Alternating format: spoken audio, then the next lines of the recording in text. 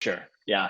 I remember my great grandfather was a business owner, but he bought into some franchise and, when like whatever that was, I don't fully understand what it was really, but he did that. My grandfather started his own store. My dad started his own B2B side of the jewelry industry company. And to me, it was always normal growing up. Like it was just an option that, hey, if I didn't want to go do X, Y, or Z, I could always start my own thing. But I would say it was never an option to go work at my grandfather's store. My grandfather was always like, you got to do your own thing. You're not working here. And I worked there till I was like 18. But at 18, he was like, and you're done. Yeah. I lay on the scale, you gotta glow, you gotta glow. She had my attention, she gotta know. I'd like to welcome everyone to another episode of the Let's Get Podcast.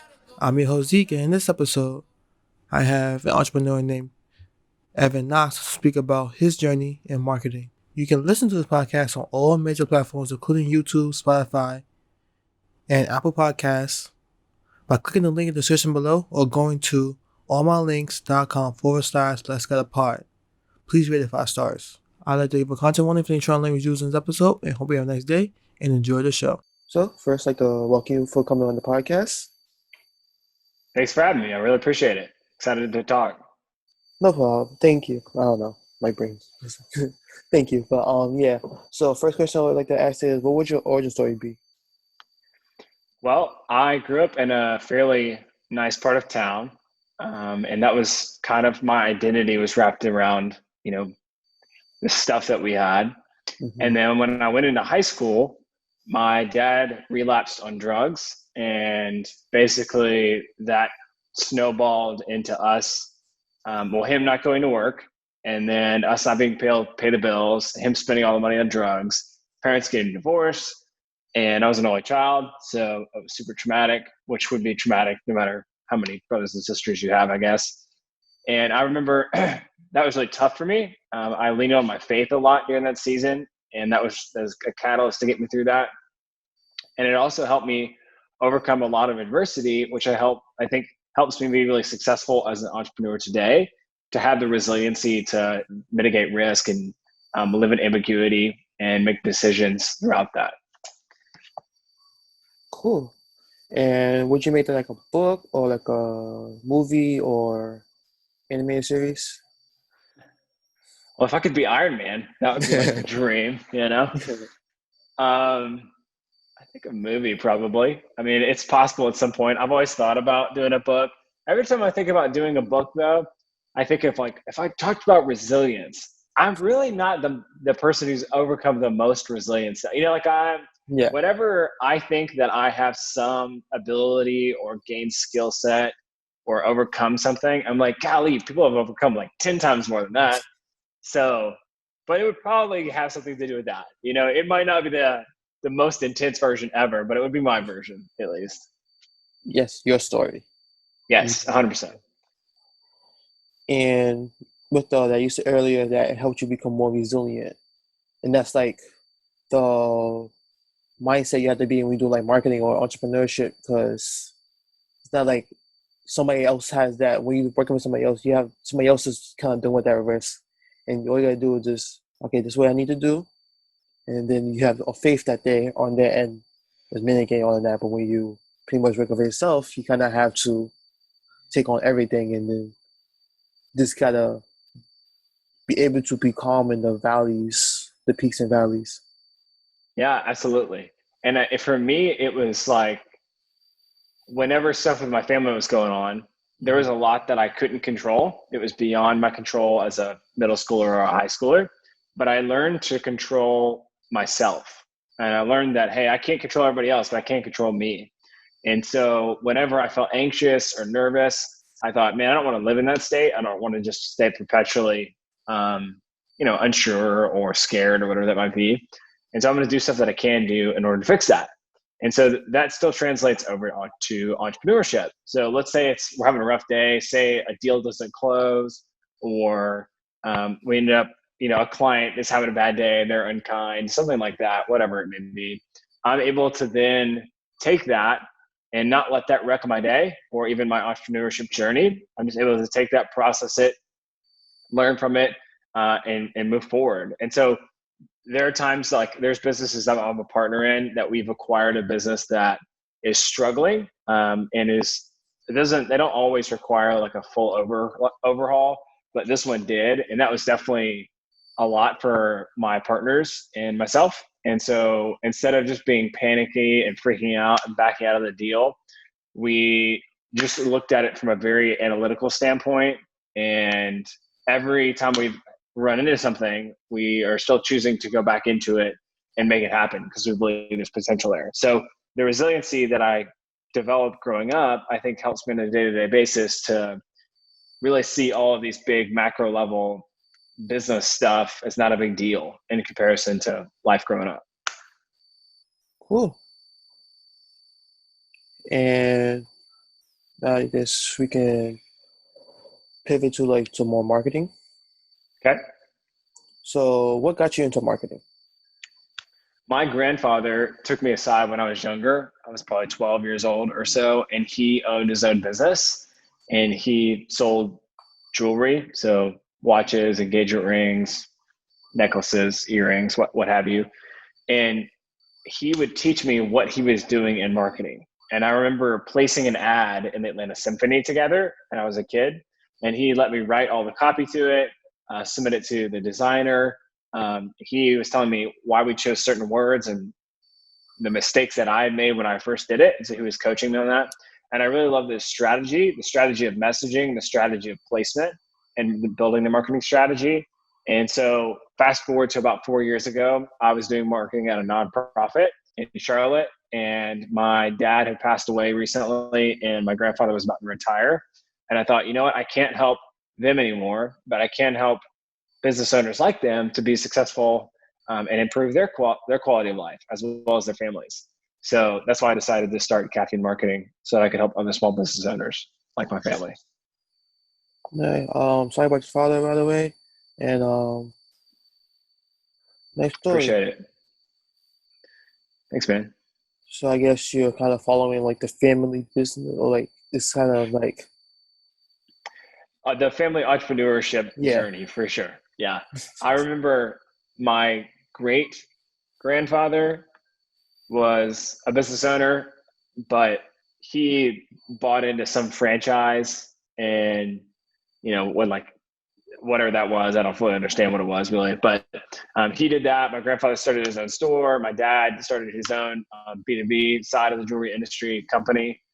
And to me, it was always normal growing up. Like it was just an option that, hey, if I didn't want to go do X, Y, or Z, I could always start my own thing. But I would say it was never an option to go work at my grandfather's store. My grandfather was always like, you got to do your own thing. You're not working here. And I worked there till I was like 18. But at 18, he was like, and you're done and go somewhere else. And he talked to me so much about that because we loved working together, and it was really hard for him to like let me go do something else. But I think he was wise enough to see that just staying there would have limited me in my personal growth. So I really appreciate that he did that for me, and he had that foresight. Nice. And throughout your journey of like marketing, did you kind of have to find yourself, or since you had it since you was younger, you was introduced when you were younger, it was easier for you to like jump in? I think there are two types of marketing. There's creative marketing, and then there's more the math strategy side. Very few people are good at both. Both are valuable, but they're different. Branding, logo design, graphic design, that's important. And I have a decent eye for what's good or not, but I'm not a tactician. I'm not actually designing graphics or whatever. I'm not that good at that. But I am really good at designing strategy that's going to be profitable for our clients and make them a lot of money, help them grow their company. And I think that lends itself to loving math. Like I've always loved math growing up. I'm certainly not like, a pro math wizard. One of my best friends is like went to school to be a math teacher. He puts me to shame, but I do love math, and I was pretty decent at it. And I think it's that same numbers, calculations, strategy. There's like always a bit of truth to it. I enjoy that a lot. I've always enjoyed strategy. And I think that marketing strategy lends itself to that, because if you can really master the domain, you know it works, you can make a lot of money for your clients.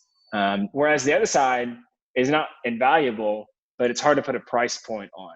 You know, if I know I can, for example, let's say I charge 20 grand for a website because I know it's going to make a company $200,000 easy.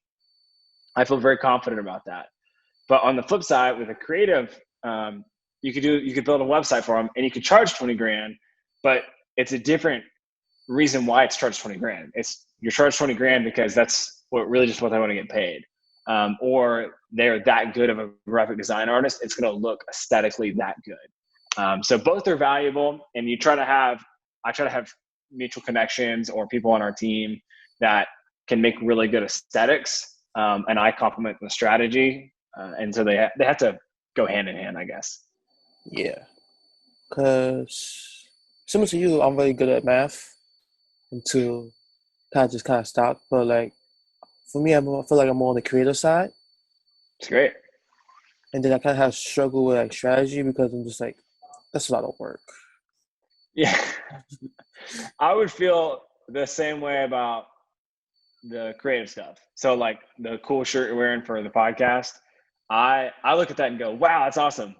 I'm not somebody who could ever figure out what font to use, what color it should be. That's not my skill set. And that feels like it would take me all day to figure that out. Whereas somebody who's a pro at that can knock out like 10 versions in an hour. So, yeah. Yeah, I feel like I see that people kind of choose their side and kind of just, it's kind of hard to blend both because they're conflicting with each other sometimes. Because to be creative, you got to be like free and less rigid, but then math is very process based. Yes, very. And that's why I love business partnerships. I started Caffeine and I'm the sole owner of Caffeine, but I love that I'm a part of a bunch of different businesses, that I've got other people that have different strengths than I do, and they enjoy different things than I do, because some stuff just would drive me up a wall if I had to do it every day. Like I hate meetings, and some people are like operations. And so they're running the show, you know, they're having meetings every single week with people. And I appreciate that, but I don't want to be that. So yeah, everybody's got their own strength. So find partners that you think that you gel well with. Mm-hmm. And with Caffeine marketing, what kind of been like most enjoyable about it? I think you said earlier about like helping people. So what kind of about that? What do you say about that? There is two sides I think are fun. One from they're both from a chemical standpoint in your brain. And I would say one is more of a serotonin release, and then one is a dopamine release. And they come in the form of when I successfully hit metrics for our clients. So let's say, you know, we built out a sales funnel and a website into advertising for a client recently, and they're getting at least a 17x return on investment. So what that means so far is that every dollar that they've given us, we've essentially produced 17 back for them.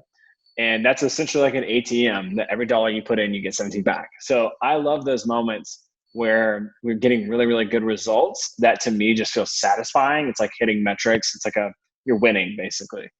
And on the flip side, I also really enjoy the human connection of it. And I enjoy talking with people and caring about people and building a relationship with them. And that part is the serotonin aspect. That's the community and just loving and caring for people. I think it's better to give than it is to receive. So I really enjoy that aspect of it too. Nice. And with like hitting the metrics, is it more of like like you over the years you built like a proven strategy, or that each situation you had to adapt to that situation? I think that there is a general overarching principles that are applicable to each business, but the medium in which you go about them might be a little bit different for each one. So at a really high level, marketing can be simplified into brand awareness as the top of a marketing funnel, consideration, which is the middle, and then conversion. brand awareness, the first problem that you're trying to solve is make people aware that you exist, because they're not aware that you exist. They won't subscribe to your podcast. They won't buy your products, read your book. So they have to know you exist or your product exists. And then consideration is about reinforcing messaging and creating messaging that people are going to understand what it is you do and how you make their life better. And then conversion, lastly, is about making it as easy as possible for people to work with you. An example of that is a virtual assistant company that we just became partners in. The pricing structure is super confusing. Like we've been partners in the business for 2 months and I still don't understand it. So what we're working on right now is restructuring the pricing. That way it's really easy for people to buy the product. They can essentially just say, hey, I'm going to pay this much per month for this many hours. And it's going to be really easy. So brand awareness, consideration, conversion, and then the actual mediums in which you go about it. I generally know what platforms perform best for certain industries, or what don't perform well for certain industries. But again, it's all a hypothesis, and I love to put it to the test. And I love to look at data and say, okay, Facebook, we thought Facebook wasn't going to work for this, Facebook ads, but man, it's blowing it out of the water. It's got a huge return on investment right now. So it all depends, but I favor certain platforms just because I've seen them work really well in the past in delivering, revenue for our clients. Cool. So pretty much there's a skeleton, but you have to fill in the rest of it to make a perfect picture, like a sketch. Yeah, it is.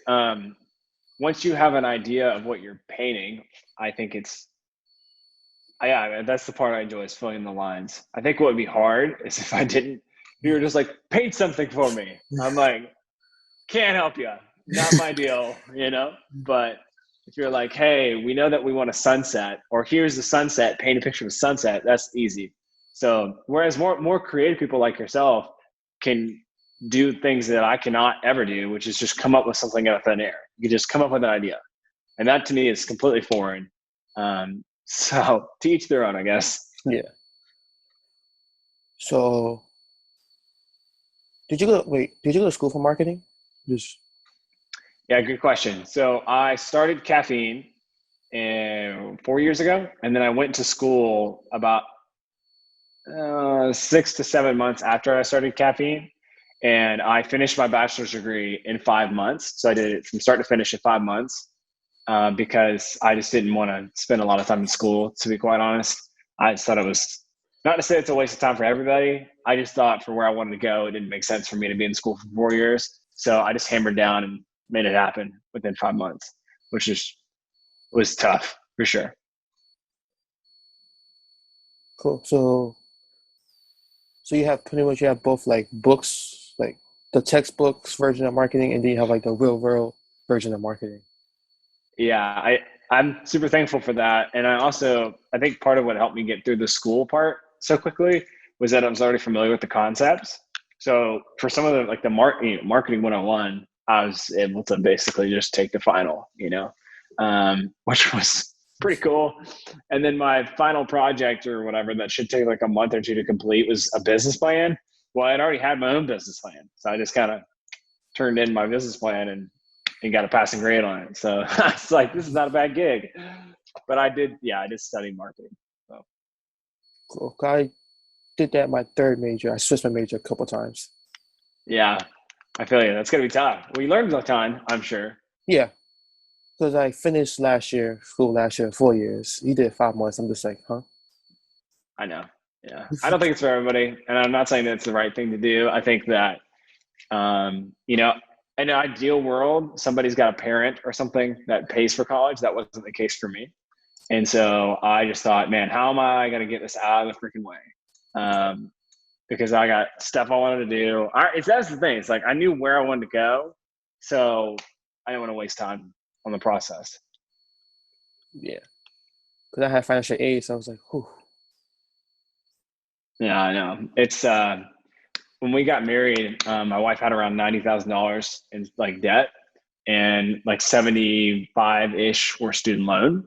And we were able to pay all that off, pretty quickly, thankfully. But it's not the route that I wanted to go. I didn't want to take loans out to go through school. And that's not to say that it's not ever worth it. But for me, I just didn't see that as the right decision. So Cool. And what kind of been some other like valleys in creating caffeine marketing or like working in the marketing field? I think that, like, as far as what opportunities lie for caffeine or just like in the marketing world, which We could do a marketing world in caffeine. okay. In the marketing world, I feel like strategists are always helpful. I feel like if you become a technician and you get really good at one thing, I'd suggest diversifying your skill sets because platforms emerge and fall all the time. You know, if you were a TikTok ad specialist and that's what you did, well, it sucks. You know, there's no more, you know, TikTok's being banned, you know, so at least this time. So I think if you could diversify your skill sets, have a learning attitude, I don't think marketing is something that you want to get into if you are not willing to continually learn over and over again because stuff is always shifting, it's always moving. And then as far as for caffeine, I I would love to do more investing. So it's not to say caffeine won't be around in 5 years, but I love being a partner in a company. It's just something really pure about it. It's a lot of fun, and you know, it's cool to wake up and have business partners instead of just doing it yourself. Cool. And marketing. Just thought. But like, so what kind of stuff about marketing you don't really like? Not like in terms of your like mathematical part of marketing. Like that I do like or I don't like. Don't like. Okay. I hate re- reporting, which might sound counterintuitive, but it's really valuable. But sometimes it's frustrating to me because some of the platforms don't have the best reporting. So if I'm using Shopify as an e-commerce solution and I'm using tracking from within Shopify, it's not always the most accurate. So it can be really frustrating to try and pin down what campaign is delivering the results right now. So I have to go in, I have to turn certain campaigns off, turn them back on, and it's a very cumbersome process that leaves a lot of uncertainty on the table because I'm not able to see which campaign specifically is the one that's making my client, you know, a lot of money. I have to sometimes guess and try out, okay, I think this is the one. We're going to try to scale this one up and see what happens. So that's the part I don't like is that no matter how much data you have, there's some margin of error, and that's unfortunate. And so I just gotta kind of pick based off of intuition at that point. Cool. So pretty much sometimes accuracy is the hard thing. Yeah, it's almost like imagine you you had a couple seeds, right? And you knew that you had some pumpkin seeds in there. You didn't know what pumpkin seeds looked like. This analogy is just going to break down really quickly, so bear with me. But you had pumpkin seeds, you've got sunflower seeds, you got a couple other seeds, but you don't know what they look like, right? You just have a bag, and you're like, all right, I know something in here is going to grow, and so you put it out there, and that's the equivalent of like you have all these plants growing up, but you don't know which seed is which, and so they're all in the sprouting phase, like they're not actually full blown plants yet. They're just little sprouts, and you're trying to figure out which one of those is actually the pumpkin seed. Is that the pumpkin seed? No, that's the sunflower seed. And so if you don't have data or you're missing data, you're trying to essentially guess what you think is working, what you think is growing. Whereas if you have really good data, then it just becomes a simple yes or no answer. For every dollar you're getting, do you want $10 back? Yes or no? Yes. Okay, great. So you just keep reinvesting back into these campaigns. And how long does it take to like create a campaign? Is it quicker now, or is it still a long process of research, then testing, and then more research? I think it depends on the type of organization that you're a part of. If you are just the single entrepreneur or solo entrepreneur, or you're a marketing person at a small company, you can make decisions really quickly. And so you're able to pivot and switch because you just have a certain budget you're supposed to work within. And so that process could take within hours. You know, you can get a campaign up and running within hours, get it approved by your boss, get it approved by Facebook. And then, you know, get on with it. But if you're in a larger organization, there's so many nuts and bolts that have to be approved. Everybody's got to have an opinion about it. You got to build a new website. It's got to go all the way to the CEO. So that can take months sometimes, which is really unfortunate.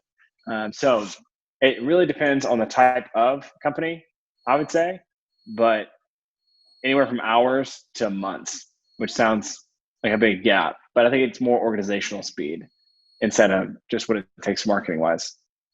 Mm-hmm.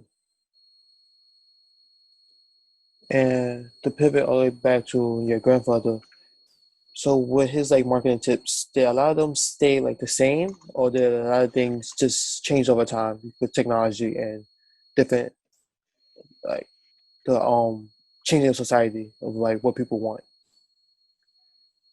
Yes and no. So the platforms that he used, those might change a little bit. So he might have favored newspaper ads or billboards or something like that. Those mediums are not really that effective anymore. And so the medium in which he might pick might, just because he's comfortable with it, may not be the same one. However, the actual strategy that he would say around what messaging should we have, what messaging should we have, that's still true. Do we talk about the problem the customer is experiencing? Do we talk about how life is going to look like on the other side of buying your product or service? Do we paint a picture of success and aspirational identity? So all of these things are messaging related. Those never change. What you should say hardly ever changes. But the medium in which you advertise, I think, does change over time. Mm-hmm. I was watching Wisecrack and they was talking about how marketing, when the economy is doing well, there's always marketing like you need this product to like show that you have worth, so that you can afford it. But then when the economy is down, it's more of this is essential for you. You need this product because you're like it's needed for every day to make it easier for you. Yeah, it's almost like when the economy is down, expensive restaurants revenue goes down.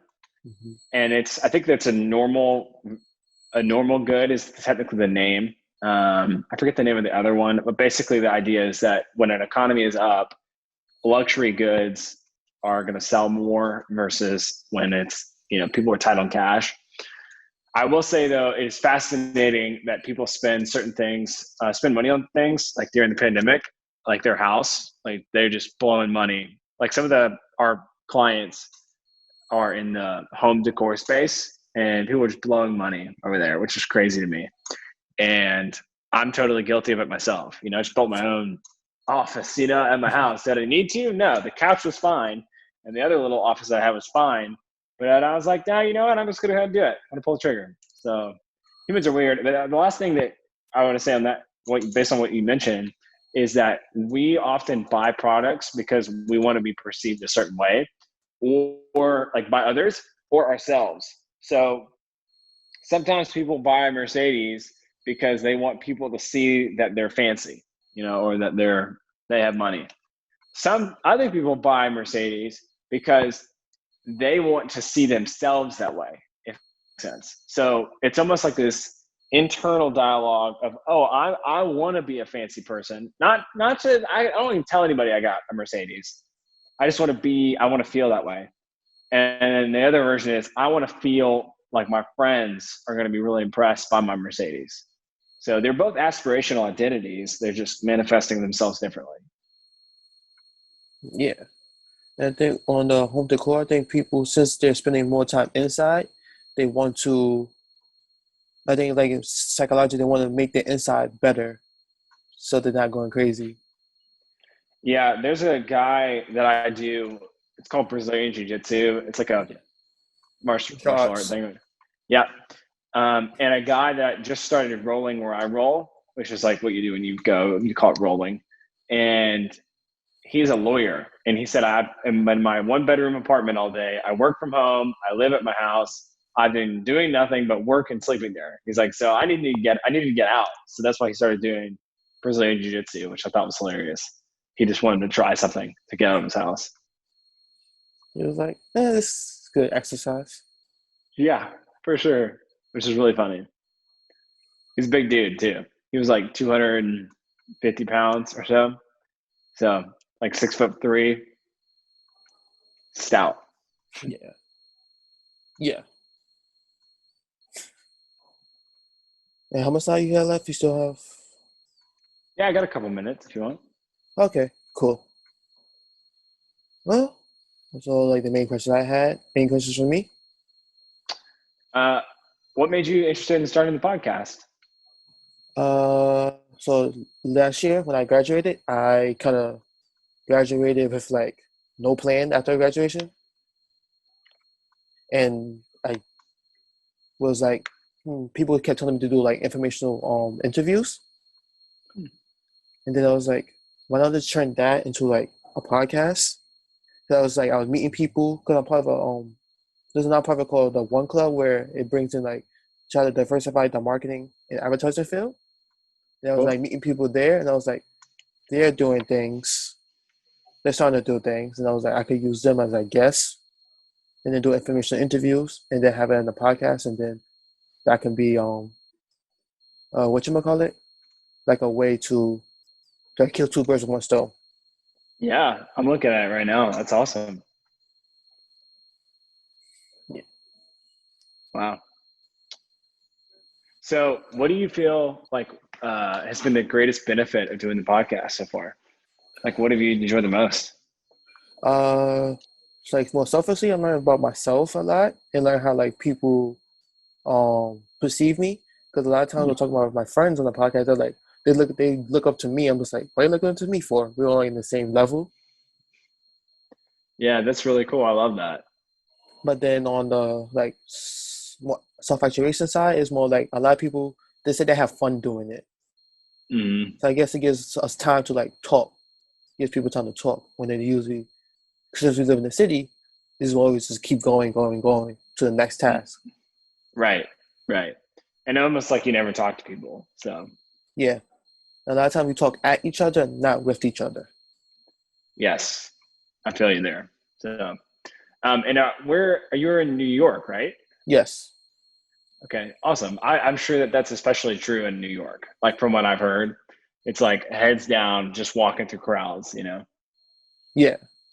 Because just gotta keep going. Everything's traffic. Because a lot of people, well, there was a lot of people now with the pandemic. It's kind of dissipated, but Yeah, that's cool. I dig it. Well, cool, man. I love that. What do you feel like is the thing you're most interested in right now, or most excited about? most excited is I think it's just learning something new and helping people. Because Okay. I'm always been curious and learning. Just like I don't like school that much, but I like learning about things. It's like, oh, that's interesting. I want to try it or just experiment. Mm, And then the yeah, pandemic, this time gave me time to like experiment and everything. yeah. I feel you. It's definitely given a lot of time. That's for sure. Um, what would you want to be doing 5 years from now? That I have no idea because I'm still trying to figure out what my career is going to be. It could be like something like this, or it could be more like youth development, helping with like helping children and stuff like that. So still trying Mhm. to decide. That's awesome. Why don't you just do both? Be Yeah, fun. You yeah. work a lot, but you can do both. So that's cool, man. Well, Ezekiel, thanks for having me. I really appreciate it. One more question. Yes. What would you name your origin story?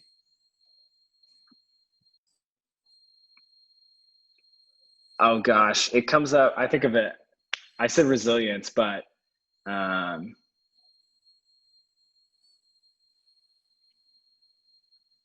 I want to say resilience. I was trying to think of some other creative name, but like I said, that's not my skill set.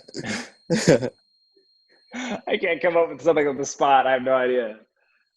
Yeah, I'd say resilience, and I think I'm nervous to say that because, like I mentioned, I think other people have overcome more resilience than me. But is my story, like losing my dad, losing my stepdad, and all that stuff. Like it sucked. No two ways about it. So that's what I would say. Nice. Or persistence. Persistence might be a better word. So yeah. Thank you for being a guest. Yep. Thanks for having me. and I'll let you know. It's just coming out October. So yeah, Okay, the third week October. sweet. And I'll make sure to share it when you tag me. So, Yes. Have a all nice right. day. Thanks. You too. See ya. Bye. Bye. That brings another episode of the Let's Guy podcast to a close. I thank Evan for being a guest on the podcast. For next week, I have another friend named Joel to speak about COVID-19, the 2010 Haitian earthquake, and much more.